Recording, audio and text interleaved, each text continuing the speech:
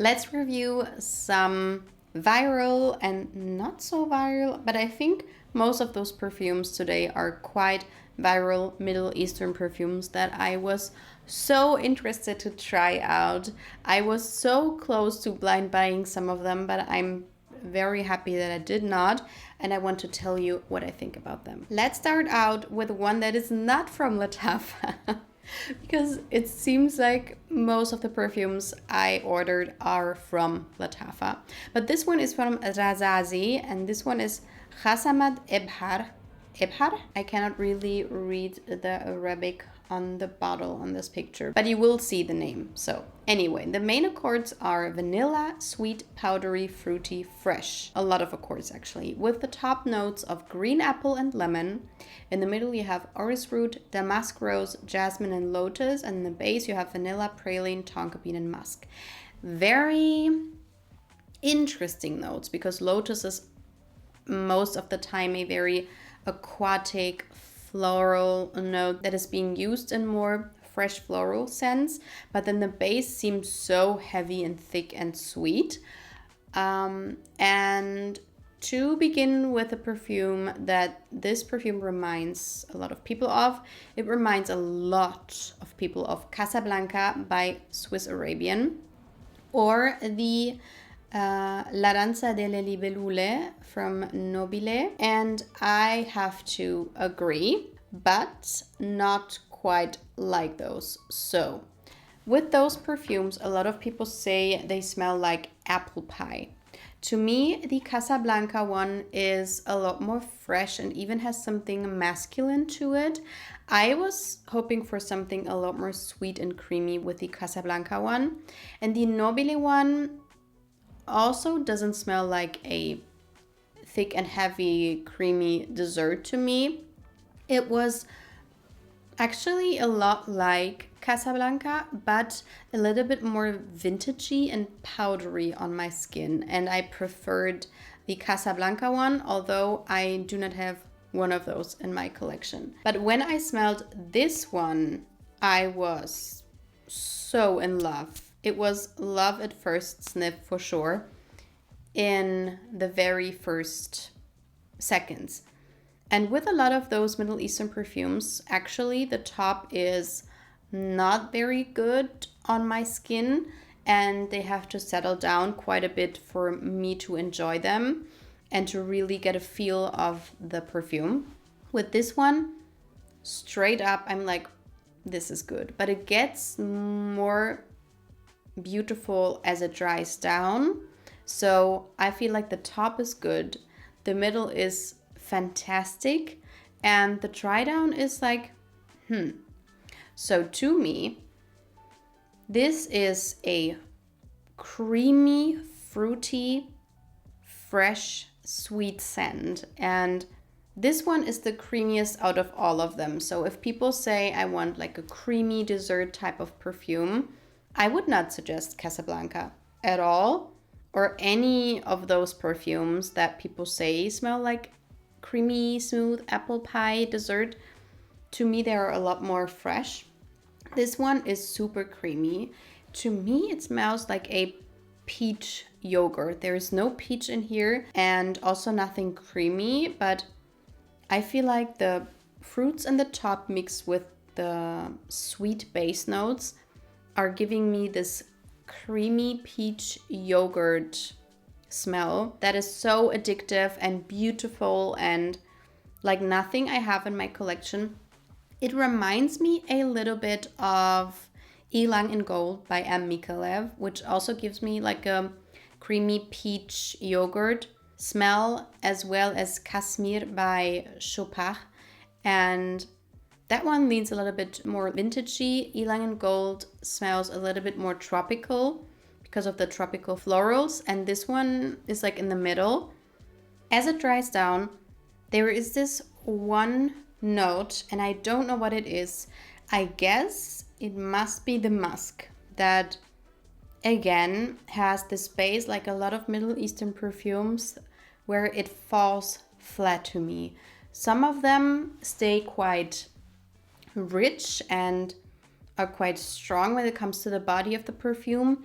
Here I wish it would stay as smooth and sweet as it does in the mid, but on my skin especially, I adore it. I wore it to bed 2 nights ago and I was in heaven for like maybe 30 minutes, 15 to 30 minutes. And then as it dries down, actually it gets very quiet. So it's not a very strong scent on me. And also it gets this synthetic muskiness that I do not enjoy as much. So I'm very torn because the DNA of the perfume is what I love and adore. Peachy, creamy, sweet scents. But the dry down, I'm not too sure. Maybe I have to let it sit and see if it develops and gets a lot more heavy and deep and thick and sweet. But right now I'm not 100% sure about it. Next up, we have one that I almost did not buy because I detest the bottle. I think it's so ugly. This is Vintage Radio by Lattafa, and I'm just like, no, this looks so incredibly cheap. This has the main accords of woody, fruity, aromatic, and citrus. And I did order it just because I was intrigued by the notes, and the notes are in the top lavender, sage, bergamot, in the middle palo santo, plum, and black pepper, and in the base sandalwood and oud. And I did not think about what this sounds like to me because I have a perfume that has pretty much the same notes, so I have to smell it again. It was definitely not something where I was like, oh my god, wow. But it smells very niche. So to keep it short and sweet, if you like Initio Paragon, or you wanted to try it out, or you're interested in it, you can definitely give this one a try. They are not the same. The other one is a lot more potent, but the DNA is pretty much the same. I even feel like this is maybe a little bit more smooth. So to me, this is very complex because I cannot really detect like a sage note or like a oud note. It's not very oudy to me. It's definitely unisex, leaning masculine to me. I mean, the lavender and the sage are being used in a lot of more masculine perfumes. But this is very green and woody and almost herbal-y to me, with something fruity in there, something to make it a little bit sweet, but it's not a sweet scent whatsoever. It has something dry to it, and I feel like Palo Santo as well as black pepper make perfumes very dry smelling. And then the sandalwood makes it creamy and round and smooth. This is super well blended to me, especially when it comes to the price. It's a very unique type of scent that you don't really smell too much. And I feel like if you love lavender and more cold, dry scents and something fresh, because the lavender and the sage and the bergamot make it super fresh with woods in the base, I feel like this is an easy buy for you, or even easy to wear throughout the day, throughout the year. Doesn't really have a season. I would say you can wear it throughout the year because it is a little bit fresh, a little bit woody, a little bit sweet and deep, but not too much. And the performance is quite good, especially when it comes to the price. I would say at least half a day. I think if you overspray, this will last you the whole day with projection as well. So it is nice. I like it, but I detest the bottle, and I do have a perfume that has a similar vibe going on. Let's continue with one that I specifically ordered for my husband to smell because he likes Neroli perfumes, very fresh perfumes. And there is one that's very famous by Tom Ford, which doesn't have the performance that it should have. So when I saw this one, I was very intrigued, and it is quite expensive when it comes to those perfumes. And it is called Portfolio Neroli Canvas. They have quite a few perfumes in this collection, but this one is the one I'm talking about. And this has the top notes of petit grain, bergamot, lemon. In the middle you have neroli and orange blossom, and in the base you have musk, amber, and cedar.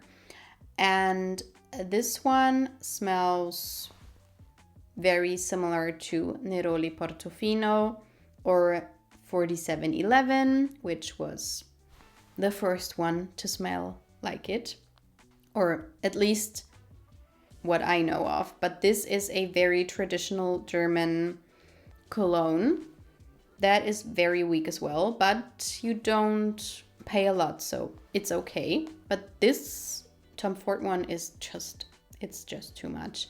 And there are so many fragrances that smell alike. Most of them do not have the performance. So I was not blown away by it. But at the same time, Neroli Portofino is also not one that I was blown away by when I first smelled it. I feel like both of those scents start quite sharp. The Neroli for me sometimes can be a little bit too much, especially when it is combined with petit grain and orange blossom. It can be a little heavy, but it gets a lot more smooth and quiet as it dries down.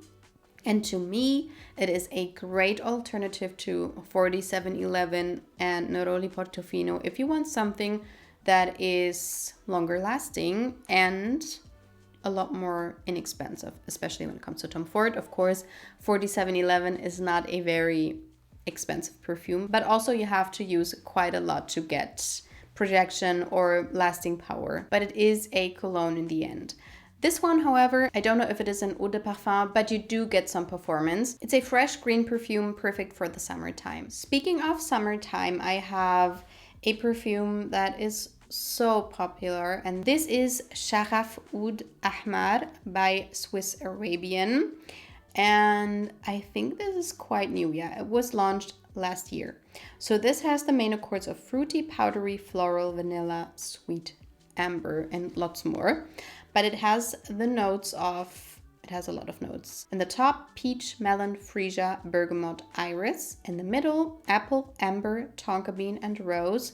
And in the base, vanilla, amber, musk, sandalwood, cedar, and oud. And to keep it short, a lot of people say that this is a great alternative to fragrances like Erba Pura by Shaghaf or Kirke by Tiziana Terenzi and others that smell like it. It's not a very unique DNA that we've never smelled before, but as I told you before, those scents are right up my alley, but in the base, I don't like those on my skin, especially Erba Pura. The Kirke one is just a little bit too much for me. So I was searching for the perfect fruity, easy to wear summer scent, especially apple scents. I love the note of apples in perfumes, and I want to enjoy peach in perfumes more, but a lot of times if the peach is listed, I don't like it at all, and I feel like it smells very synthetic. And a lot of other times I smell the peach and I love it, and it's not being listed, so I don't know. But this one is beautiful. However, if you look at the other perfumes, this is quite quiet. It's not loud and super strong. It doesn't have the best performance, and it does remind me of the Jasmine Wisp perfume that is super popular. They have quite a similar DNA and also performance. So they are more quiet, and this one to me is a little bit more musky, quicker than the Jasmine Wisp one. It does remind me of perfumes from the Zara collection that was super colorful, like the Peach Glow and the Marshmallow Addiction. Those types of perfumes tend to lean musky on me as well, which is why I never wear them. Although I do like the DNA, like the idea, in theory, I do like and adore, but the muskiness in there drives me insane. And in here, you do get this as well. And that is why I would not get a full bottle of it, though I do like it. But I feel like the Jasmine Wisp, actually I have it somewhere. I feel like I have it here. You see, I cannot even compare them really, because the Jasmine Wisp one, I sprayed on maybe like an hour ago and it's almost gone. I cannot really smell it anymore. What I can smell smells nice and it's not too musky, but it's so weak. This one, I feel like is a little bit more strong, but as I said, it has this musky note to it, like herba pura. So to me, it smells a lot more herba pura. The other one is a little bit more like kirke, but toned down. And this one is also more toned down than herba pura, but I feel like it would be maybe a little bit too much. I have to see. I like it. I like the idea. If I would get it on the great deal, I think I would get it to see if it also maybe develops a little bit. But it's not a love, it's a strong like. And last but not least, I have a completely different perfume that has been super popular. And this is from Lattafa and it's called Ishq al Shuyukh Gold. And when I first saw it, I thought this was going to be like a super woody, oudy perfume. But then I ordered it and it smells completely different to, not completely, but it smells different to what I imagine it smelling like. So this has the main accords of leather, vanilla, powdery, musky, sweet caramel, with notes of, in the top, caramel and saffron, in the middle, suede, leather, tonka bean, and in the base, vanilla, amber, and musk. I see so many people comparing it to Rosendo Matteo's number 5, which is a perfume that smells super niche. It's super strong, it's super sexy and seductive, and it is so loud. It's beast mode. This will last 24 hours and more. On my skin, it lasted 24 hours easily. I mean, I couldn't really test that because it was on my hand and whatever, but you know, it was very, very strong. Too strong for me. And this one does smell like that one, but it also smells a lot like Baby Cat by Yves Saint Laurent, which is a perfume that is even more popular than the Rosendo Matteo one. And Baby Cat, unfortunately, is a little bit difficult to get in a lot of countries, especially when it comes to the online experience. Also, it's super expensive, and I feel like this perfume sits right in the middle between Rosendo Matteo's number 5 and Baby Cat by YSL. And maybe it's even a little bit sweeter, smoother, and a little bit more quiet, which is why this one is my favorite actually, because I thought about getting both of those scents, the number 5 and the Baby Cat, a lot of times. I tested those so many times and I love all of them, but what it smells like is it smells like leather. And I tend to not love leather perfumes a lot, especially when it's leather prominent and then something in the background. And to me, especially the Baby Cat one. Also, what is the other one that is like the Goldfield and Banks one? Silky Wood. Yeah, Silky Wood.